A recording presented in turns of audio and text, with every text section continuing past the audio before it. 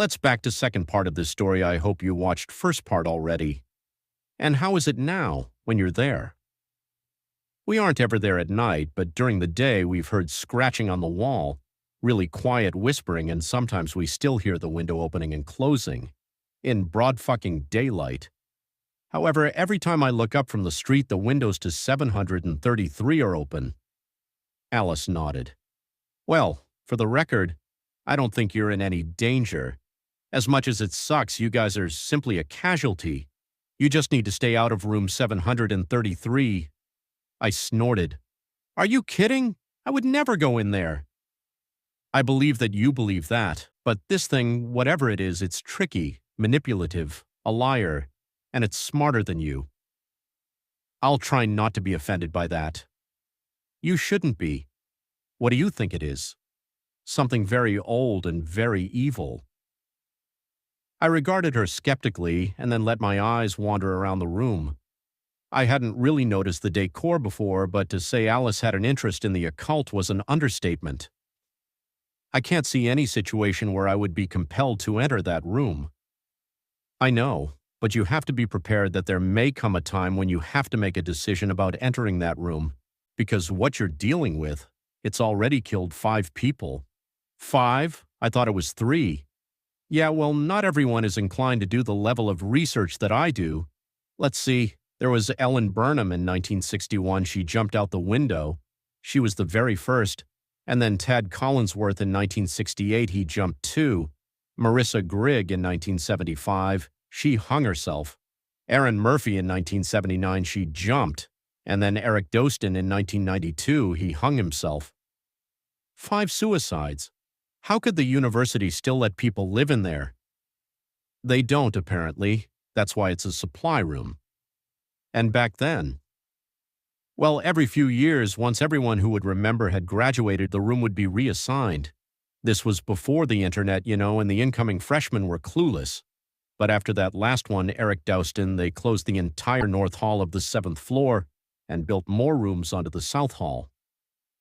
So what does it want? Alice shrugged. Chaos? Death? Souls? Who knows?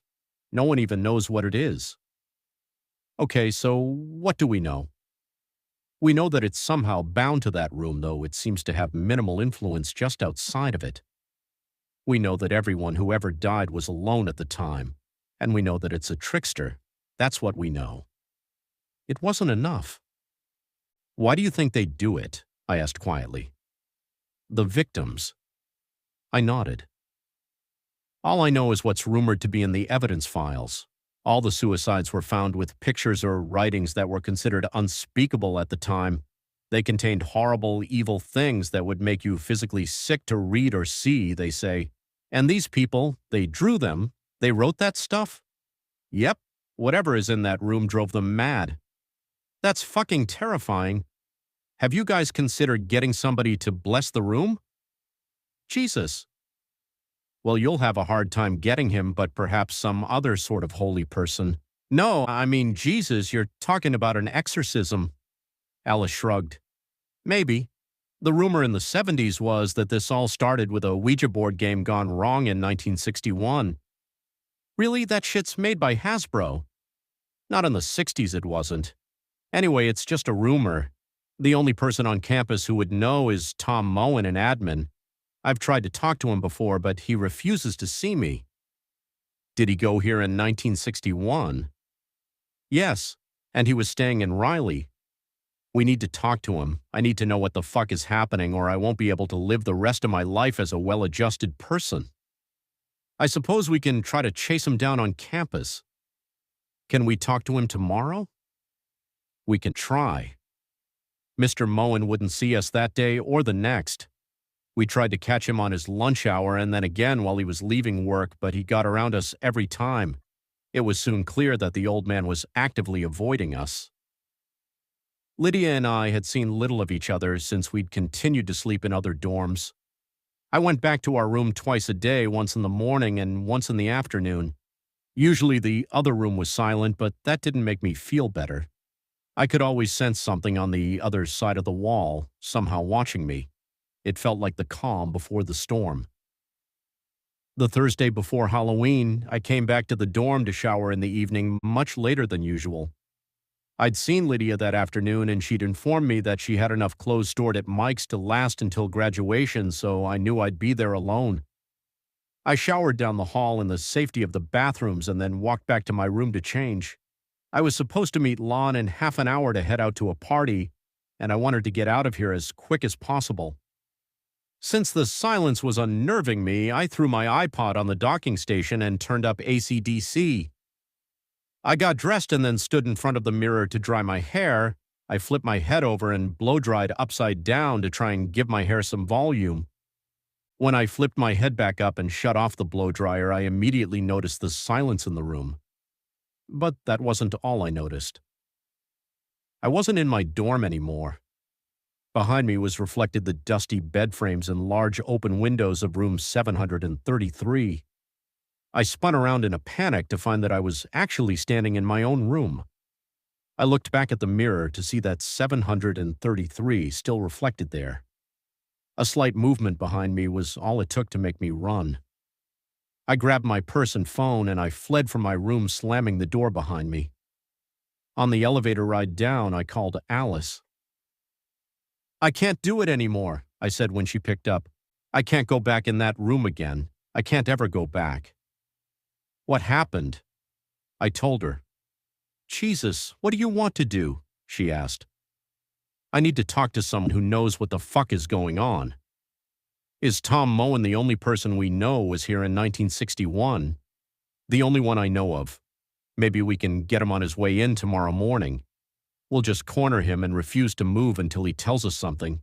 He comes in at 6:30 according to the schedule I have. Do you want to meet me outside the Starbucks in the atrium?"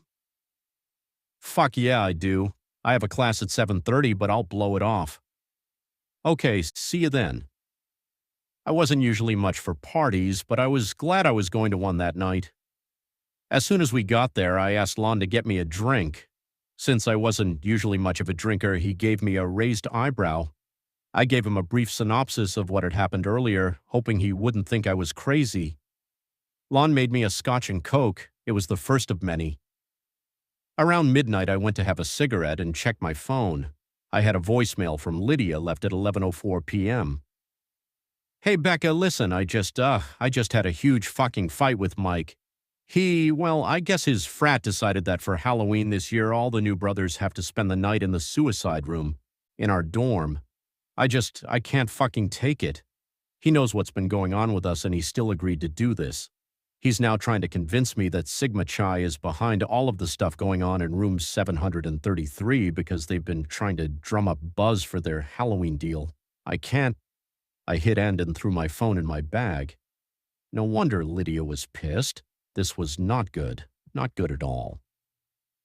I found Lon inside and asked him to take me home. I was suddenly very stressed, very tired, and very drunk. When the alarm went off at 6 a.m., it took everything I had to pull myself out of bed. I got dressed in the clothes I'd worn the night before and shuffled my way across campus to the atrium. Alice was already there with a black coffee in hand. "I figured you'd need this," she laughed. "How'd you know?" "Your texts. I texted you last night." "Yeah, at about 1, you told me about Sigma Chi." "Oh God, yeah." I pushed my sunglasses higher up my nose and pulled my hood lower over my eyes. "Those guys are idiots.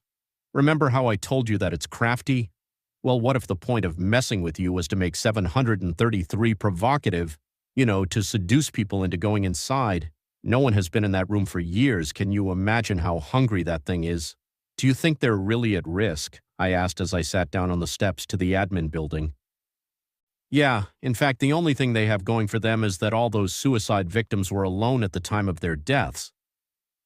So it'll be less powerful with all of them there. Theoretically, we would know a lot more if we knew what it was, and we can't know what it is without knowing how it got here. And that is why we need Moen." "What time is he supposed to get here?" "Actually, 20 minutes ago," Alice said grimly.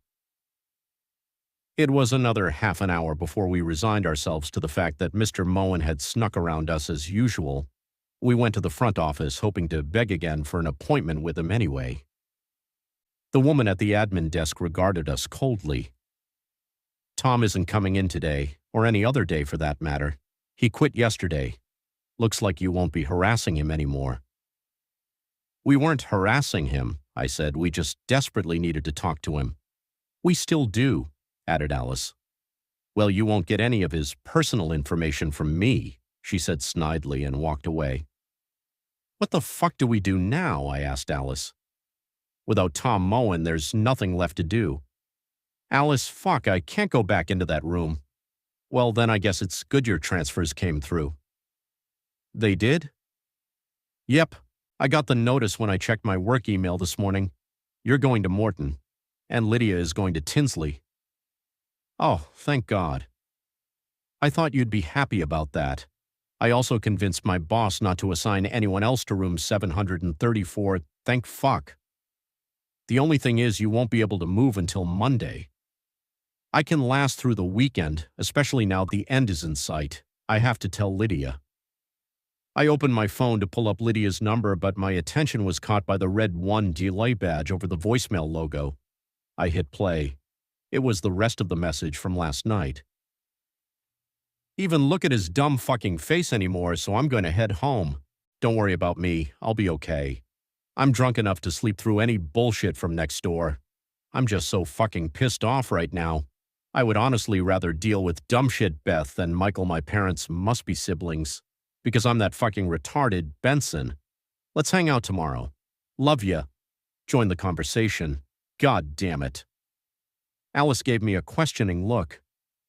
Lydia spent the night in our dorm. Alice cringed. She's safe though, right?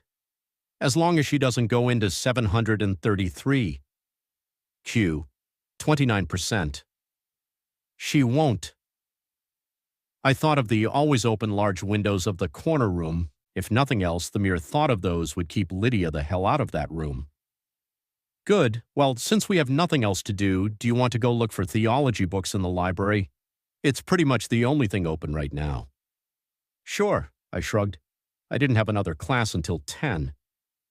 The little old lady who sat behind the library's checkout desk must have been 1,000 years old. Miss Stapley's eyes were small and watery, and her skin looked like it was melting off of her skull.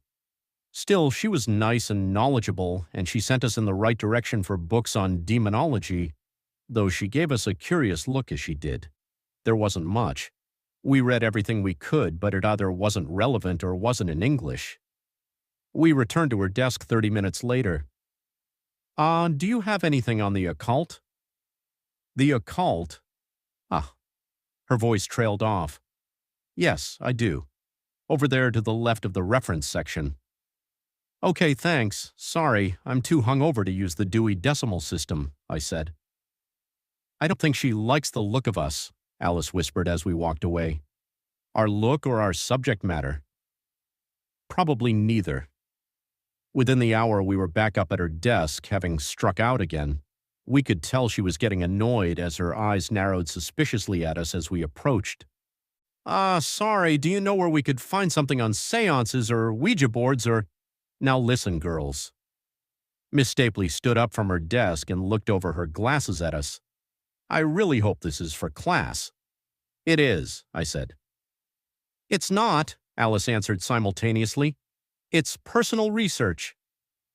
Research? What kind of research? Look, we're not going to mess with a Ouija board or anything, I said. Good. Miss Stapley smoothed her pleated pants and sat back down, because I can't have that sort of thing going on here again.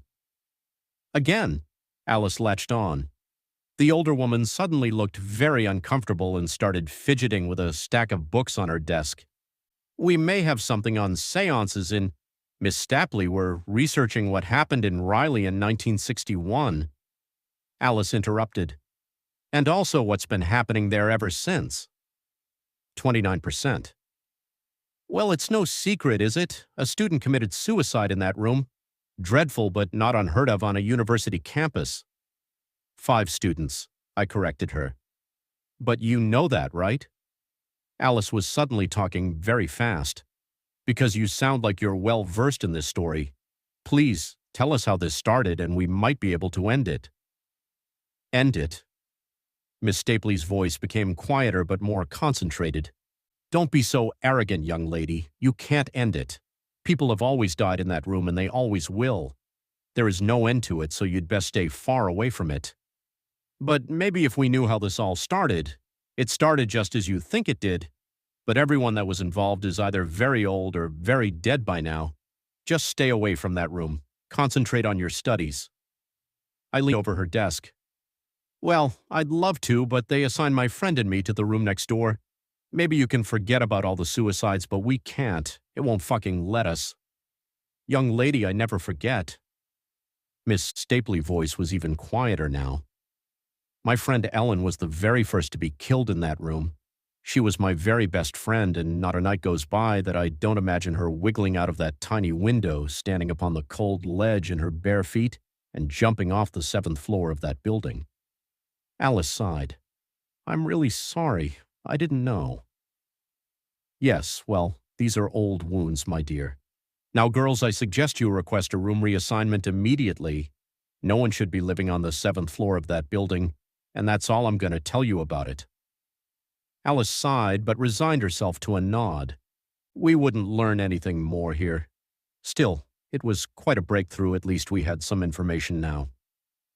Alice walked away, and I made to follow her, but my feet wouldn't move. Something was bothering me. A small yet poignant word had been buried in Miss Stapley's story, a word that suddenly seemed very important. Hey, Miss Stapley, I asked the tired old woman at the desk. Why did you refer to the windows in 733 tiny? Because I've seen those windows and they're huge, like 5 feet tall. Dear, you're thinking of the corner room. That's the supply closet. Room 733 is next door to that. No, I stuttered. That's room 734. Yes, well, it is now. When they built the additional rooms onto the South Hall, they moved all the room numbers down. Oh my God. I suddenly felt very hot and very dizzy. That sneaky fucker. Alice whispered next to me, her skin paling. Lydia. We took off across the campus at a dead run, witnessed only by the few bleary-eyed students on their way to morning classes. When Riley finally came into view, I stumbled on the pavement as my blood turned to ice. From our vantage point, we could clearly see the windows of the corner room were closed the first and only time I had ever seen that way, and the window to my room was open. Join the conversation. We ran into the lobby, pushing past several latte-sipping, Ugg boot-wearing freshmen who had just gotten off the elevator. I hit 7 and watched the doors close more slowly than they ever had before. I leaned against the wall, trying to steady my breathing. Alice, how the fuck did this happen? I don't know. I don't fucking know. She's been in there all night, Alice. In our room. Alone. Alice shook her head, but had nothing to say. When the doors finally opened on floor 7, we saw a quiet, deserted hallway. I ran toward my room with Alice right behind me. Rounding the corner, I threw open my door, hoping it wasn't locked, and it wasn't. Lydia looked back at me, and for one breathless moment, a cruel glimmer of hope crossed over her tear-streaked face. But it was too late. The next second, she leaned forward so slightly and she was gone. She screamed the entire way down. Alice ran to the ledge where Lydia had just been while I stood motionless. She stuck her head out the window and looked down just as a different kind of screaming started from the bottom floor. Alice closed her hand over her mouth and pulled her head back into the room as tears of shock ran down her ghost-white face. The screaming from outside got louder as more people saw what remained of my best friend on the cold pavement. I leaned back against the dresser and slumped to the floor, a falling death. Lydia never wanted a falling death. I absent-mindedly picked up one of the pictures that were strewn all over the floor. It was a picture of Lydia's mother. She was dead. I picked up another picture.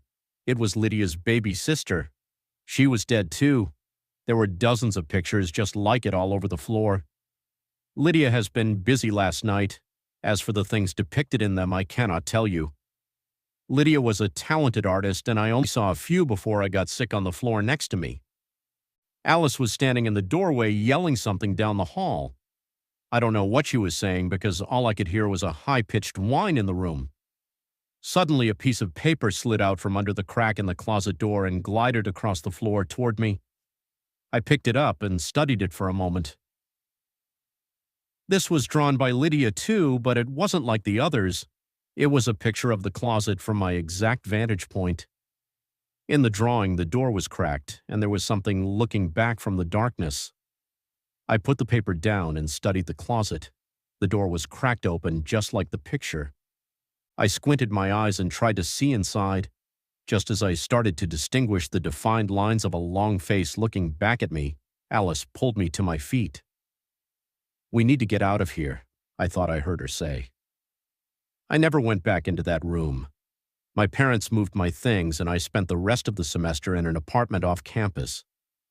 I transferred to an out-of-state school for my spring semester and finished my degree there. Every night I dream of Lydia pulling herself through the tiny window, shimmying out onto the cold ledge, standing up and knowing there's nothing between her body and the terrifying abyss in front of her. I watch her look down 7 stories to the black pavement below and realize, though not accept, her terrible fate. I see the blind horror across her familiar features. I hear her wildly pounding heart, desperately trying to race through every beat of the life she should have lived, and knowing it has only mere seconds. I watch her look back at me, and I watch her fall. It's been 9 years since that night, and every fall semester for 9 years I've called resident services to see which dorms are open for new student assignments. Riley is always open. The 7th floor is closed. This year, life and work got in the way, and I called much later than usual. I was put on hold immediately. Join the conversation, Rustius. "Resident services," a man finally answered.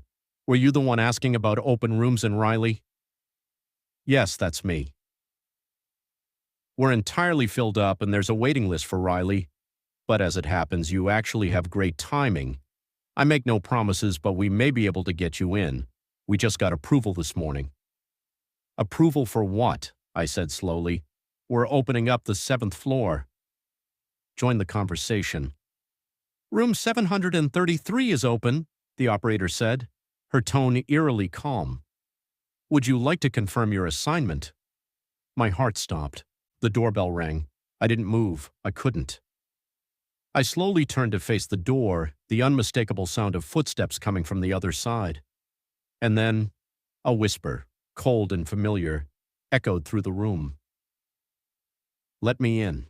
If you enjoyed this mystery, don't forget to like, share, and subscribe for more chilling stories.